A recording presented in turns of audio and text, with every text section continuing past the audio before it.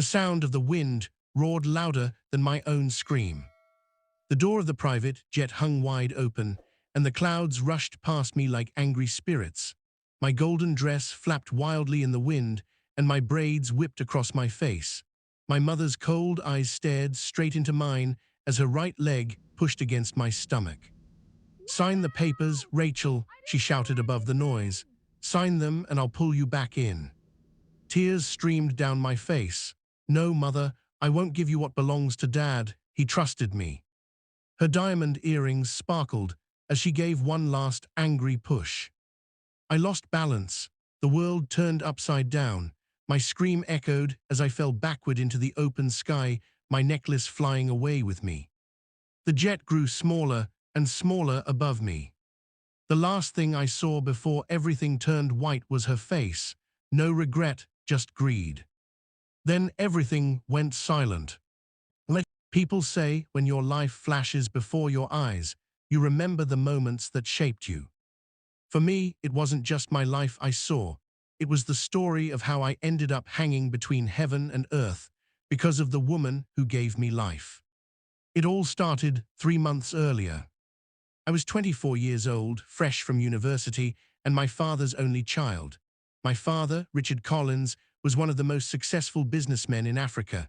He owned hotels, oil companies, and even private islands. But above all, he was a kind man who always said, "Rachel, never let money rule your heart. People who worship money forget their soul."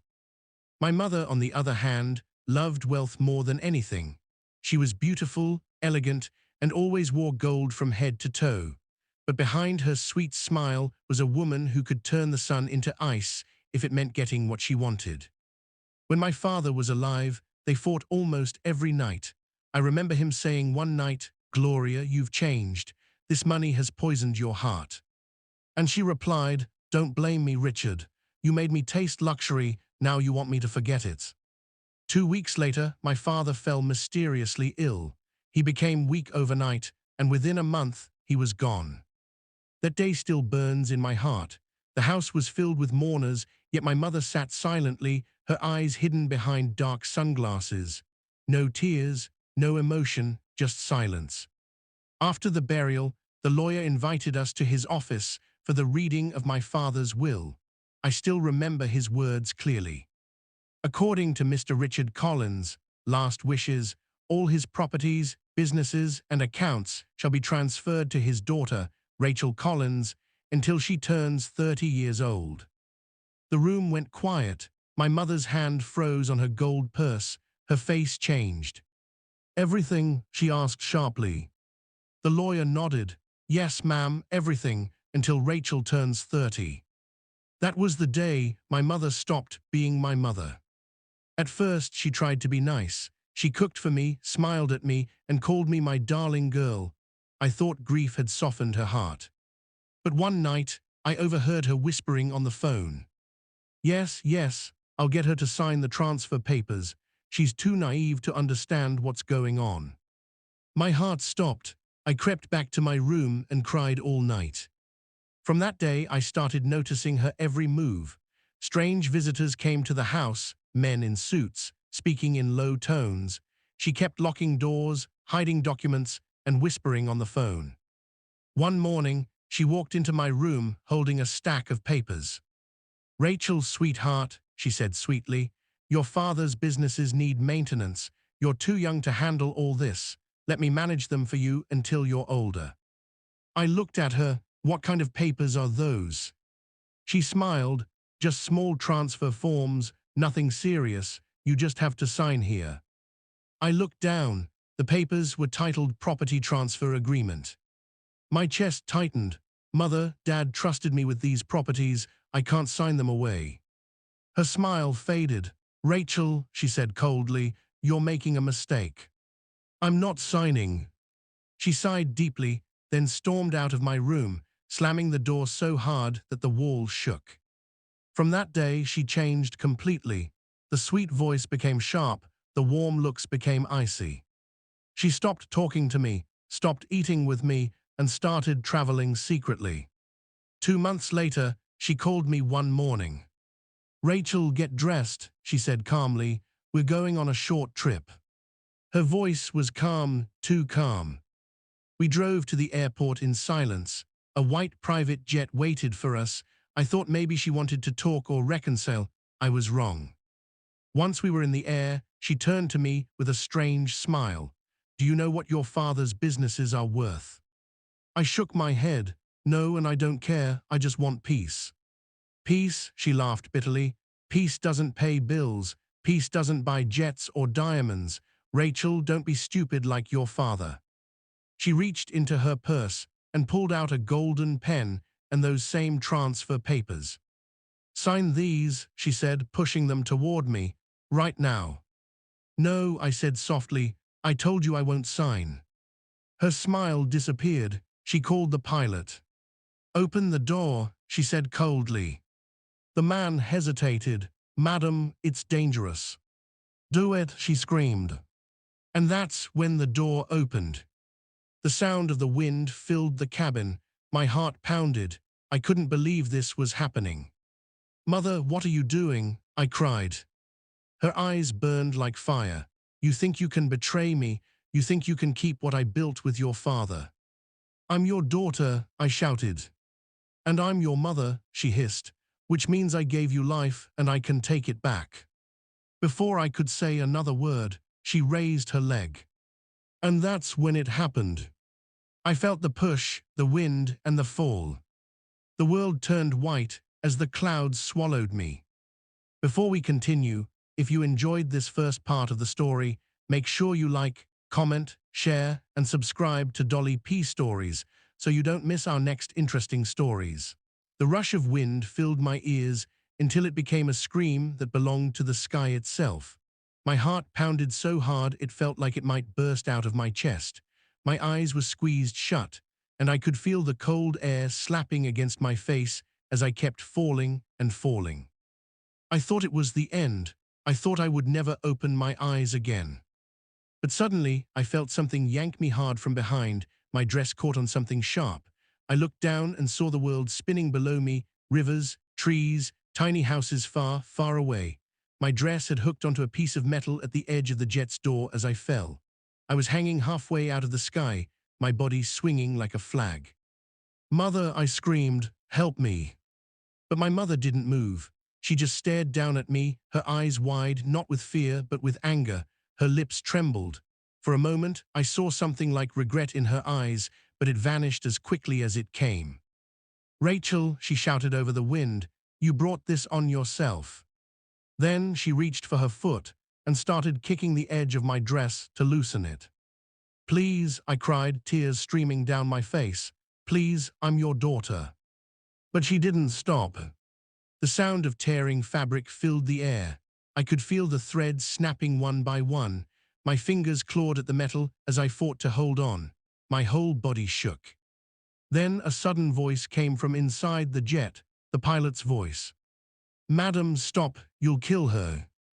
My mother froze. For a few seconds she looked at him as if she'd forgotten he was there. Her chest rose and fell quickly. Then she shouted, fly lower now. The pilot obeyed. The jet began to descend. The clouds around me started to clear, and I saw the blue sea below. Hold on, the pilot yelled. We're near the coast. My arms felt weak, but I didn't let go. Every second felt like an hour. Finally, the jet came low enough that the water below didn't look so far anymore. I looked up one last time, just in time to see my mother kick my hand away. I fell. The sky swallowed me once more, but this time the sea rose to meet me. I hit the water hard, and everything went black. When I opened my eyes, I was lying on a sandy beach. The sound of waves echoed in my ears. My whole body ached, but I was alive. I coughed, spitting out seawater, and tried to sit up. My dress was torn, and my necklace was gone. For a moment, I couldn't believe it. I had survived. Then the memories came flooding back. The jet, my mother's face, her foot, the fall. I screamed so loud, the birds flew off the nearby palm trees. After crying for a long time, I looked around. The beach was quiet, but not empty. In the distance, I saw small wooden huts and fishermen pulling in their nets. I tried to stand but stumbled. A young boy about 13 years old ran toward me. "Auntie, auntie, are you okay?" he asked in a frightened voice. I fell," I stammered. "Please, where am I?" He looked surprised. "This is Pearl Island. You must have fallen from the sky. We saw something big fly over the sea." He helped me up and called for his father, a kind fisherman named Joseph. He was tall, dark-skinned, with strong hands and a warm voice. He helped me into his hut and gave me dry clothes and coconut water. "You're lucky to be alive," he said softly. "God must have sent you here for a reason." Tears filled my eyes again. "She wanted me dead," I whispered. "Who?" he asked. "My mother." He frowned, shocked. "Your own mother?" "Yes," I said, shaking. "Because of money, because of my father's wealth." He sighed deeply and sat beside me. "My daughter, money can turn even a mother's heart into stone, but don't let her win. You survived for a reason. You must fight for the truth." His words sank deep into my soul. That night, as I lay on the mat in his hut, I couldn't sleep. I kept replaying every memory, my father's smile, my mother's greed, and the moment she pushed me. Anger burned in my heart, but so did a strange strength. "I will not die for nothing," I whispered to myself. "If I'm alive, then maybe, just maybe, I can make her pay." Days passed. Joseph and his son, Daniel, took care of me. They gave me food and shelter. I helped them cook, clean, and even sell fish at the small market near the shore, but my mind never stopped thinking. One afternoon, as we sat by the water, Daniel asked, "Auntie Rachel, are you going to go back home?" I stared at the horizon. The thought scared me. My mother thought I was dead. She probably already took over everything. "Yes," I said finally, "but not yet. I need proof that she killed my father and tried to kill me." Joseph nodded slowly. "Then you must be careful. A snake that hides in the grass can still bite twice." His words stayed with me. That night I found an old radio in Joseph's hut. As I turned it on, I froze. A news broadcast was playing. The late business mogul Rachael Collins' empire has been officially transferred to his widow, Mrs. Gloria Collins, following confirmation of his daughter's death in a plane incident last week. My breath caught. They thought I was dead. I switched off the radio. My hands trembled. My mother had already done it. She had stolen everything. For a moment, I felt weak, like the sea could swallow me again. But then I remembered my father's voice, "Never let money rule your heart." That's when I made my decision. I stood up, looked out at the dark ocean, and said softly, "Mother, you may think you've won, but I'm still alive, and I'm coming back." Lightning flashed across the sky, and thunder rolled like a promise of war. The ocean wind blew gently that morning as I stood at the edge of the beach, staring at the endless blue horizon. My heart was no longer weak. It was burning with a purpose. I was no longer the terrified girl who had begged her mother for mercy midair. I was now the daughter who had been betrayed, left for dead, and reborn by the sea. But how could I return to the city when the world believed I was gone? I had no ID, no money, no phone, nothing except the clothes Joseph's wife had lent me and a fire inside my chest. Still, I had something even more powerful than all of that, the truth. Joseph came walking toward me, carrying a small basket of fish and bread. "Rachel," he said softly, "you've been standing here since sunrise. What are you thinking about?" "I'm thinking about revenge," I said honestly. He sighed, sitting beside me on a rock. "Revenge is like drinking poison and hoping your enemy will die. What you need is justice. Justice lasts longer." I looked at him, silent. He was right, but part of me still wanted my mother to feel even half of the pain she'd caused me. "How can I get justice when the world thinks I'm dead?" I asked. He smiled faintly. "Maybe you don't need the whole world to know yet. Sometimes, the best way to fight is from the shadows." His words stayed in my mind all day. That evening, as the sun set, painting the water gold, I made a plan. I asked Joseph to take me to the nearest town, where boats connected Pearl Island to the mainland. The town was small but lively. women selling roasted corn, children running around barefoot, and men shouting as they loaded goods into boats. We reached the dock, and Joseph handed me a small brown envelope. Inside was some money. "Take it," he said. "You'll need it." "Joseph, I can't." He raised his hand. "You can and you must. You've got a battle to fight, and when you win it, remember us." Tears filled my eyes. I hugged him tightly. "Thank you for saving me, for believing me." He smiled. "Go, child, let the sea carry your courage." The boat ride back to the mainland was rough. Waves slapped against the sides, and my heart raced each time I remembered the fall.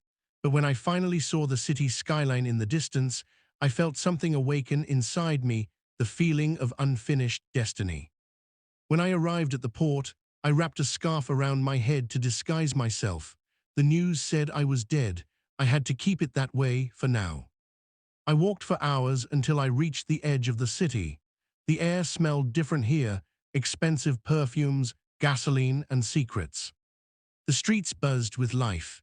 Billboards with my father's company name, Collins Empire Group, stood tall everywhere. My father had built that empire with honesty and hard work, and now it belonged to my mother, who had destroyed everything he stood for. As I walked, I stopped by a large glass building, the headquarters of Collins Empire. I watched cars drive in and out, and among them, I saw a black limousine pull up. The door opened, and my mother stepped out. Even from across the street, I recognized her instantly, the same golden lace, the same diamond necklace, the same air of pride. She smiled and waved to the reporters who surrounded her. "Mrs. Collins, how do you feel about inheriting your late husband's empire?" one asked. My mother's lips curved in a perfect fake smile.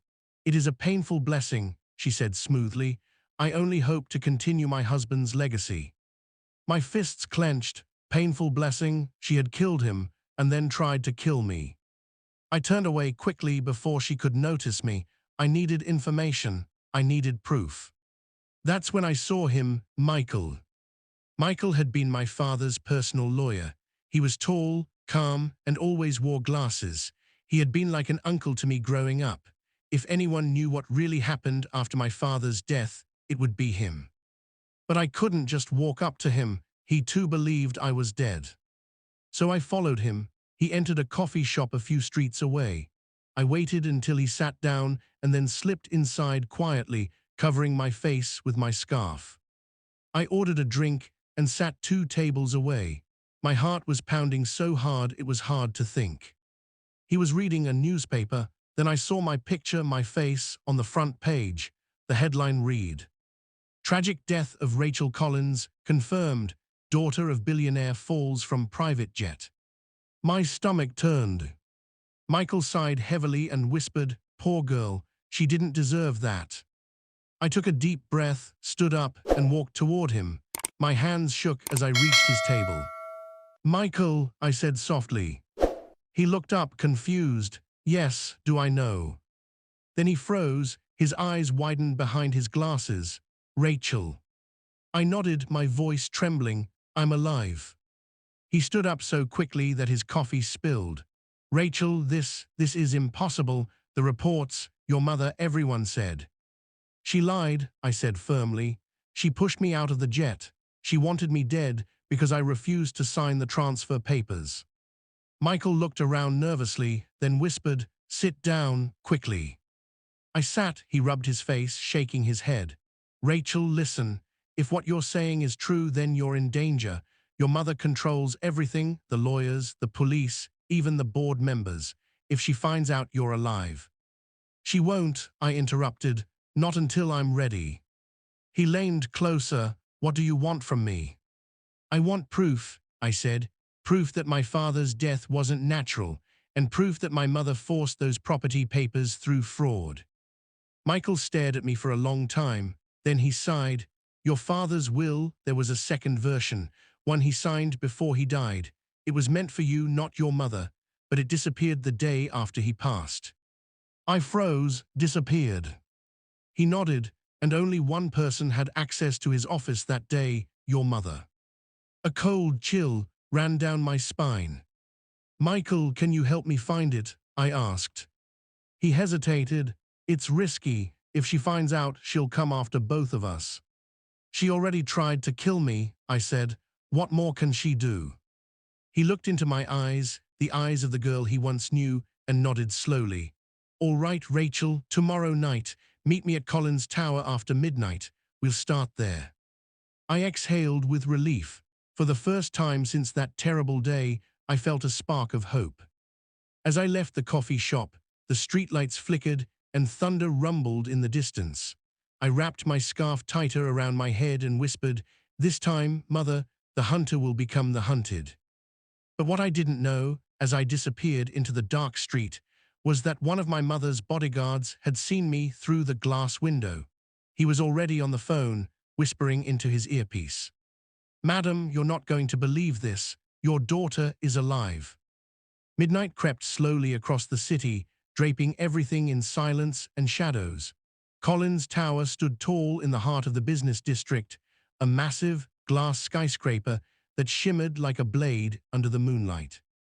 That night, the streets were empty, except for one figure dressed in black, Rachael Collins. Her heart pounded as she approached the service entrance at the back of the building. Every sound, the hum of the streetlights, the soft buzz of the wind, felt louder than it should. She pulled her black hoodie tighter, took a deep breath, and whispered, "This is it." Michael had promised to meet her here. She hid behind a delivery truck, waiting. The minutes felt like hours. Then, from the shadows, a man in a dark coat appeared.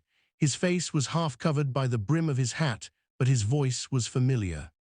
"Rachel." "Michael," she whispered in relief, stepping out. He glanced around cautiously. "We have to move fast. I told security there's a system update happening tonight, so the cameras will be off for 30 minutes. She nodded. "Then we have 30 minutes to find the will." They entered the building quietly. Inside, the marble floor gleamed under the dim emergency lights. Rachel's heart clenched. Every corner reminded her of her father. The hallways still smelled faintly of his cologne, and the portraits of him hung proudly on the walls. "Dad," she whispered under her breath. Michael led her into the elevator, using a keycard to unlock the top floor. "Your father's office is still the same," he said softly. "Gloria hasn't touched it since his death." "That's strange," Rachel muttered. She hated everything he stood for. "Maybe she's keeping up appearances," Michael replied. The elevator doors opened with a soft ding, revealing a long hallway lined with gold-trimmed doors. At the end was a large double door with the name Edward Collins engraved in brass. Rachel swallowed hard. "Let's go." They entered. The office was like a time capsule. A large mahogany desk sat near the window, papers neatly arranged, a photo of young Rachel with her father beside it. The city lights glittered below, reflecting off the glass walls like stars. Rachel walked to the photo and touched the frame gently. "I'm going to fix this, Dad, I promise." Michael was already at the desk, unlocking drawers. If the will was hidden, it's probably in his safe. Rachel frowned. He had one behind that painting. She walked to the large painting of a waterfall, one her father had loved, and pushed it aside. There it was, a small electronic safe embedded into the wall. Michael pulled out a small device.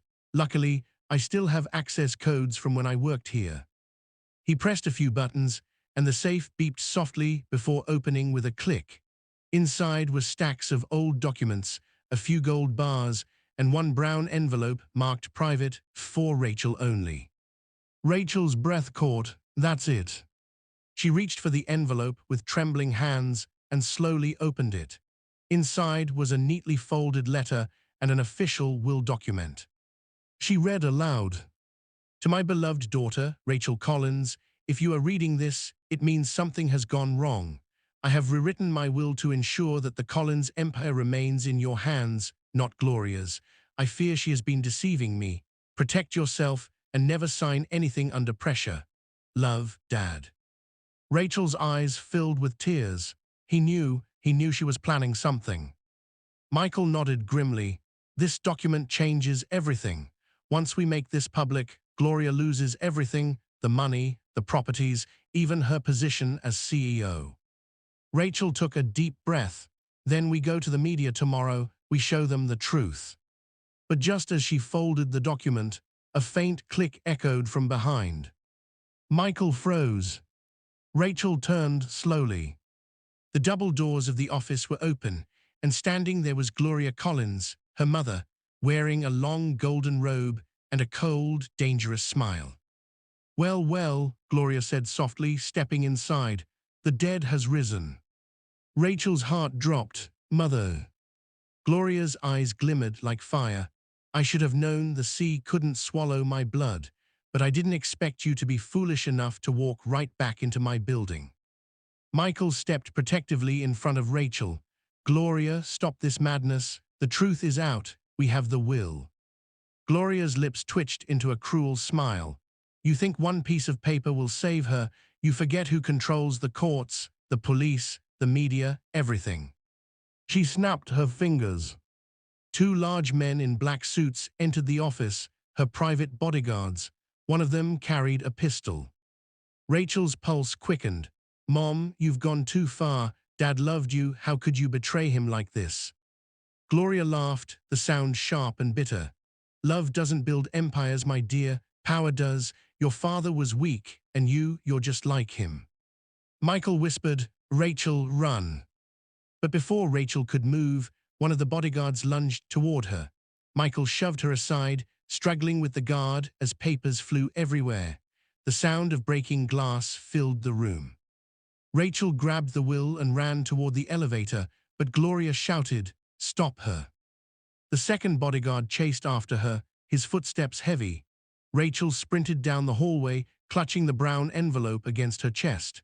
Her lungs burned as she reached the emergency stairs and burst through the door. She ran down the stairs, 1 flight, 2, 3, but the man was close behind. She could hear his voice shouting into a walkie-talkie, "She's headed for the lower floors." Rachel's mind raced. "I can't let them catch me, not now."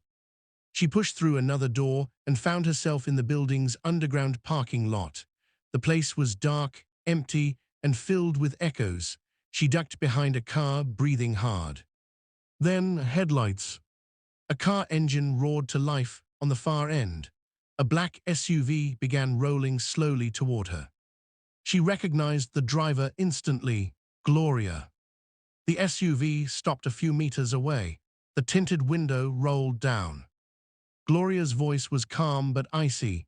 "You could have had everything, Rachel, but you chose death twice." Rachel stood frozen, clutching the will. "I don't want your money. I want my father's name to rest in peace." Gloria's face hardened. "Then you'll join him." The SUV accelerated, straight toward Rachel. She turned and ran, the sound of screeching tires echoing behind her. The envelope slipped from her grip and fell onto the floor. As she turned to grab it, the blinding headlights closed in. And Michael suddenly appeared from the shadows, shoving her out of the way just as the SUV smashed into a pillar. The crash thundered through the parking lot. Smoke filled the air. Rachel coughed, looking up. The SUV door flew open. Gloria stumbled out, limping, her eyes blazing with rage. "You can't hide forever," she screamed. "You're mine, Rachel, mine." Rachel grabbed Michael's arm. "We have to go." They ran toward the emergency exit, disappearing into the night as sirens wailed in the distance. But as they escaped, Rachel looked back one last time and saw her mother standing in the flickering firelight of the crashed SUV, her face twisted between pain and fury. And Rachel whispered to herself, "This isn't over." Rain poured heavily that night, washing over the city like the heavens themselves were angry. Rachel and Michael ran through the dark alleyways, their clothes soaked, their hearts pounding from the chaos that had just unfolded. The echo of the crash, Gloria's screams, and the smell of burning rubber still clung to their minds. Every shadow felt like it was watching them. Every sound felt like danger. Rachel clutched the brown envelope to her chest, the one that contained her father's true will, now damp but safe. "We can't go to the police," she gasped as they stopped under a narrow roof for shelter. She controls them all. She'll twist the story and call us thieves. Michael nodded grimly. You're right. She's got power everywhere, but we need to get this document somewhere safe, somewhere she can't reach. Rachel hesitated. Like where? He thought for a moment, then said, There's an old journalist I know, Mr. Thompson. He used to work for your father before Gloria had him blacklisted. If we can get this will to him, he'll publish the truth. Rachel nodded slowly. Then that's our only hope. They found an abandoned warehouse nearby and decided to rest there until morning. The building smelled of old wood and rust, but it was dry and quiet. Rachel sat against the wall, hugging her knees, staring at the rain outside. Her mind was spinning, the betrayal, the danger, the loss. But beneath it all was something else, determination. Michael noticed her silence. You know, he said gently, your father once told me that you reminded him of himself, brave but stubborn. Rachel smiled faintly. I guess that's what got him killed. Michael shook his head. No, what killed him was love, love for someone who didn't deserve it. Rachel's smile faded. My mother. He nodded slowly. Gloria was once kind. I remember her before the money came. But greed is like fire. Once it starts burning, it never stops until it destroys everything around it. Rachel looked down at the envelope in her hands. She won't stop, Michael, not until I'm dead. Then we don't let her win, he said firmly. They sat in silence for a while, the rain beating softly against the broken windows. Eventually, Rachel closed her eyes and whispered, I just wish I could ask my father what to do. Michael placed a comforting hand on her shoulder. Then listen to his letter. He already told you what to do, protect yourself, and never give up. The next morning, they set out early. The streets were still wet, but the storm had passed.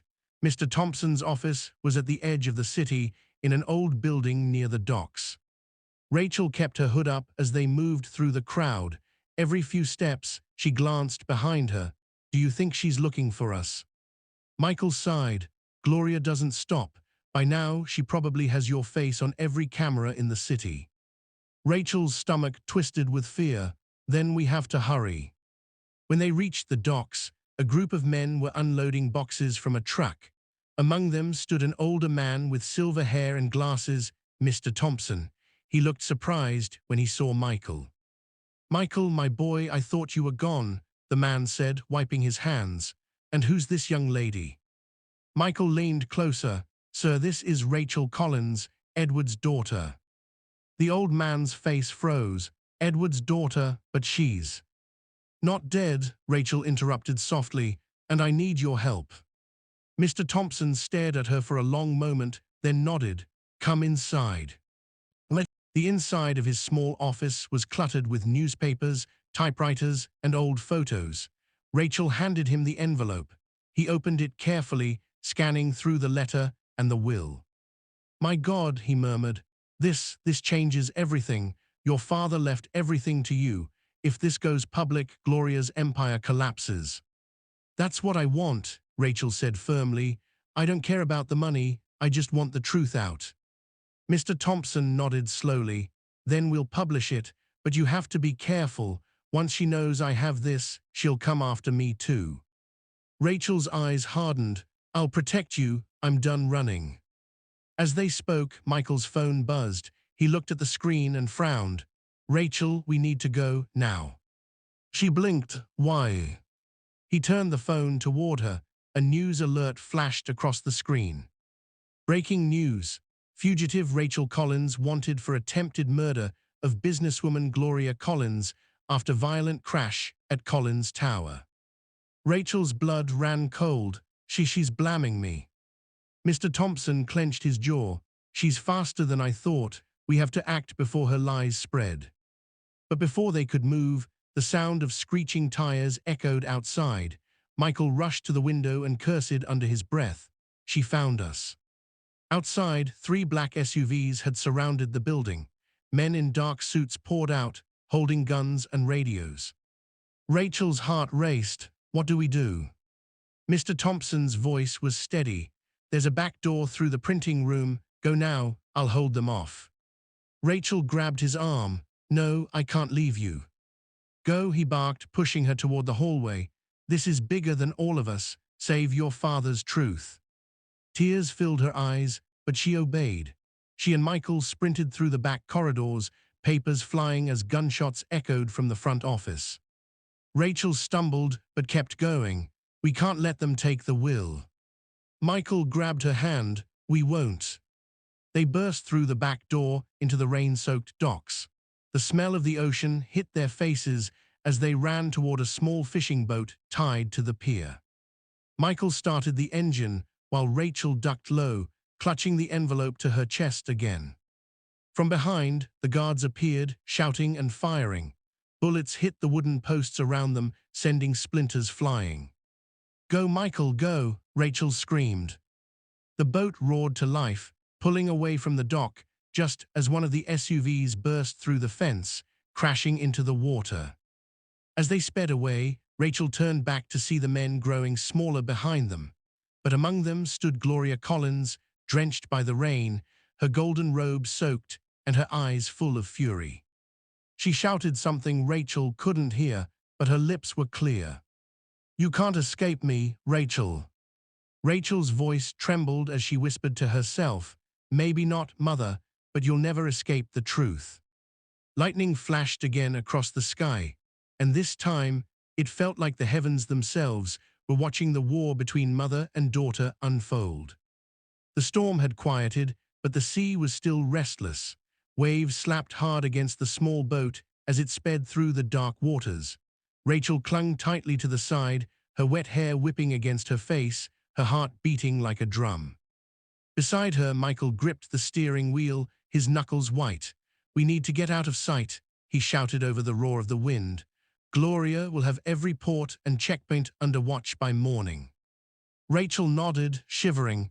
Then where do we go? Michael's eyes scanned the horizon.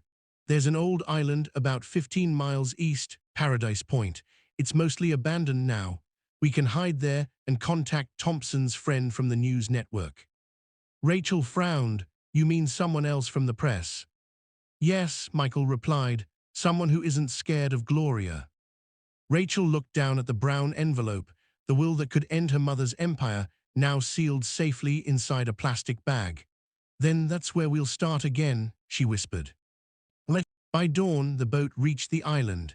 The air smelled of salt and wildflowers, and broken palm huts dotted the sandy shore. Rachel stepped off the boat, her legs weak from exhaustion.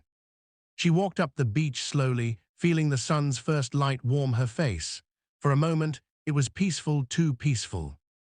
Michael tied the boat to a wooden post and sighed. We'll stay here for a few days. I'll find food and water. Rachel nodded and sat on a rock, staring at the ocean. She couldn't believe how much had changed, from a daughter of a billionaire to a fugitive hiding on an abandoned island. Her mind went back to her father again, his laughter, his wisdom, his gentle voice. Never let greed make your heart blind, he used to say. But her mother had done just that. Rachel whispered softly, Father, I will finish what you started. Michael returned with a few coconuts and roasted fish. They ate quietly under a palm tree. Then, as Rachel wiped her hands, she asked, Michael, do you think I'm strong enough to face her again? He looked at her with a small smile. You already did, Rachel. You survived what most wouldn't. That strength doesn't come from power, it comes from purpose. Rachel smiled faintly, but before she could reply, she heard a faint buzz. Michael pulled out a small satellite phone. It's Thompson's contact, he said. He answered quickly, hello. A woman's voice came through, calm but firm. Is this Michael? Mr. Thompson told me about the will. I'm Evelyn, Channel 7 Investigations. Rachel leaned closer. Is he safe? The line went silent for a moment. Then Evelyn said softly, I'm sorry, Gloria's men raided his office after you escaped. He didn't make it. Rachel froze. The world seemed to stop. Michael's eyes went dark with anger. No. Rachel shook her head slowly. He died helping us. Evelyn continued. I managed to recover his hard drive before they found it.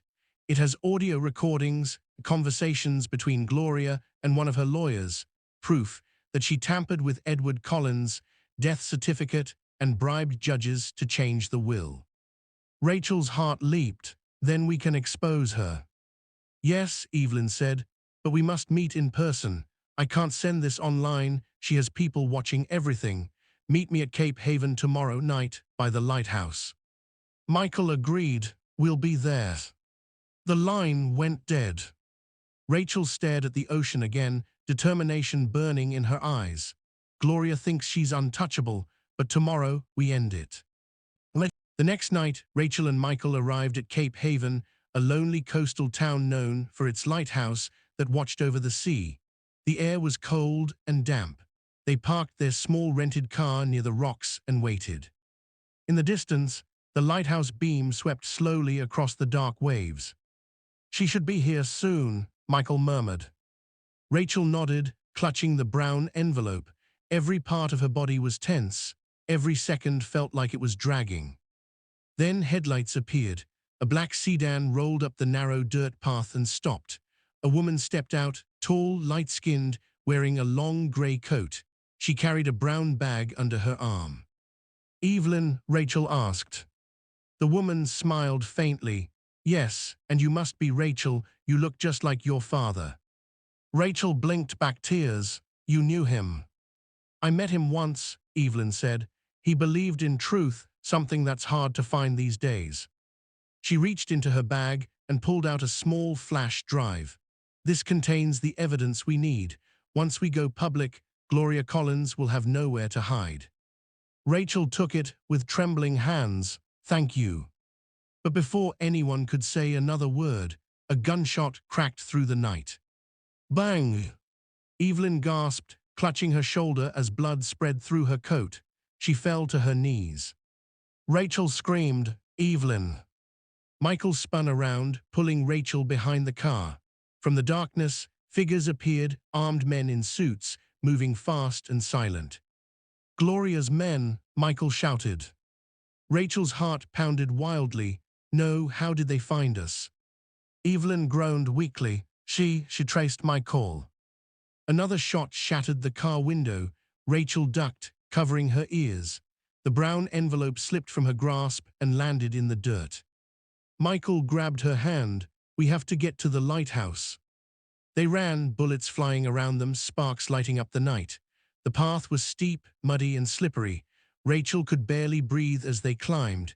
Evelyn, bleeding but determined, stumbled behind them, clutching her arm. Keep going, she shouted. Don't stop. When they reached the top, the lighthouse loomed above them like a giant guardian. The door was unlocked. They rushed inside, slamming it shut. Rachel leaned against the wall, panting. We are trapped. Michael looked around. Not yet. There's a way up to the light room. We can signal the coast guards.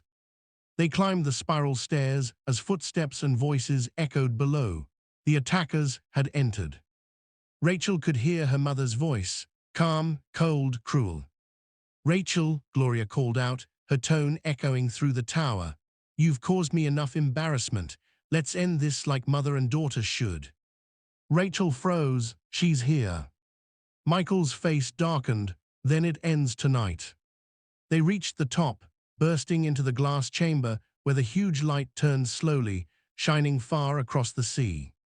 Rachel grabbed a flare gun from the emergency box and pointed it toward the stairs. Her hands trembled, but her eyes were steady. Footsteps grew louder. Gloria's heels clicked on the metal steps, echoing with every step. Finally, her face appeared in the doorway, calm, elegant, and monstrous all at once. The wind from the sea whipped her golden hair around her face, but her eyes burned like fire. You just don't know when to die, do you? Gloria said softly. Rachel aimed the flare gun. Neither do you. Gloria laughed bitterly. You think truth will save you? The world loves power, not honesty. I built everything we have. You're just a weak girl chasing ghosts. Rachel's voice broke with anger. You killed my father. You stole everything from him, from me. Gloria stepped closer. He was a fool. I gave him the empire he dreamed of, and he tried to take it from me. Because he realized you never loved him, Rachel screamed. You only loved his money. Gloria's expression cracked for a moment, pain flickered in her eyes, but it was gone as quickly as it came. Maybe, but love doesn't feed empires. Then she pulled out a gun. Rachel froze. The world went silent except for the waves below and the rotating hum of the light. Give me the will, Gloria said coldly, or you'll join your father tonight. Rachel gripped the flare gun tighter, her hands shaking. If I die, the truth still lives in here. She pointed to the flash drive in her pocket. You can't stop it anymore. Gloria smiled faintly. Watch me. She raised her gun, and the door behind her burst open as Michael tackled her to the ground. The gun went off, the bullet flying into the glass and shattering it into 1,000 sparkling shards. Rachel screamed, dropping the flare gun as the wind howled through the broken window. Gloria and Michael struggled fiercely, rolling across the floor. The gun slid toward Rachel's feet. She hesitated only a moment before grabbing it. Stop, she shouted, pointing it at her mother. Gloria froze, breathing heavily, her eyes locking with Rachel. Don't make me do this, Rachel said softly. Gloria's lips curved into a cold smile. Then do it, be just like me. Rachel's finger trembled on the trigger. Thunder roared outside. Lightning flashed, illuminating mother and daughter, locked in a battle between blood and truth. And then, the lighthouse shook under the force of the storm. The sea roared below like an angry beast, and wind whipped through the shattered glass, scattering papers, dust, and echoes of the past. Rachel stood there, her arms trembling, the flare gun still aimed at her mother. Michael was bleeding from his forehead after the struggle, his chest heaving. Evelyn crouched by the door, pressing a hand to her wounded shoulder, watching silently. For a moment, time itself seemed frozen, just mother and daughter, face to face. Gloria's voice broke through the noise. You won't do it, she said coldly. You're not like me. Rachel's eyes filled with tears. You're right, she whispered. I'm not. Then, instead of firing the gun at her mother, Rachel turned, aimed at the open ocean, and fired the flare high into the sky. The red light burst through the storm clouds like a fiery signal, a call for help, a declaration that truth could not be buried. Gloria's eyes widened. What have you done? Rachel met her gaze. I called the Coast Guard. You're done, mother. Gloria's fury boiled over. She screamed and lunged forward, slapping Rachel across the face so hard that she stumbled backward. Ungrateful child, Gloria shouted. You destroy everything your father and I built. Rachel wiped the blood from her lip and glared at her. You didn't build it, you stole it, and now the world will know. Michael stepped forward, blocking Gloria's path. It's over. The flash drive is already uploaded. Evelyn sent it before we came. Gloria froze. You're lying. Evelyn struggled to her feet, blood dripping down her arm. No, he's not. I sent it to every major network and the Anti-Corruption Bureau. They're probably watching you on live broadcast right now. Gloria's face drained of color. She turned slowly toward the window, where the faint sound of sirens began to echo from below, approaching boats, flashing lights cutting through the mist. No, she whispered, no.